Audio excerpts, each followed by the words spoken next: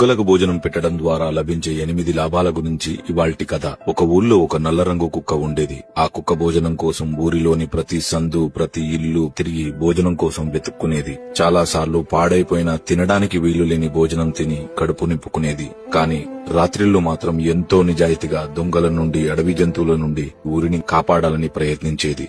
ఆ ఊరిలో ఉన్న ఓ గురువుగారి దగ్గరికి వెళ్లి, స్వామి, ఈ కుక్క జీవితం జీవించడం చాలా కష్టంగా ఉంది.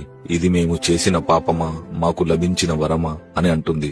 దానికి ఆ మహాజ్ఞాని, పిచ్చి శునకమా, నీకు లభించిన జీవితం శాపం కాదు. దేవుడి ప్రకారం మనుషు సంపాదించిన దాంట్లో మొదటి ముద్ద గోమాతకి, చివరి ముద్ద శునకానికి రాసిపెట్టి ఉంది. మూర్ఖపు మనుషులకు అసలు కుక్కలకు భోజనం పెట్టడం వల్ల ఎన్ని లాభాలు ఉన్నాయో తెలిస్తే అందరూ అదే పని చేస్తారు. అవి ఏంటో చెబుతాను విను.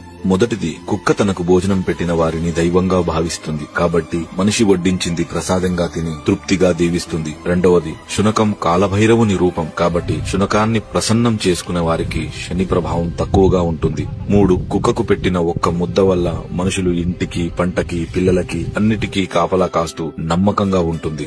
4, ఇంటికి జరిగే అరిష్టాన్ని ఆవు గ్రహిస్తే ఇంటికి పొంచి ఉన్న ముప్పుని కుక్క రానివ్వకుండా చేస్తుంది. 5, కుక్క ఒకే జంతువు మనిషి బాధని, కన్నీళ్లను కూడా చూసి అవి తొందరగా పోవాలని, నా యజమాని సంతోషంగా ఉండాలని మనస్ఫూర్తిగా కోరుకుంటుంది.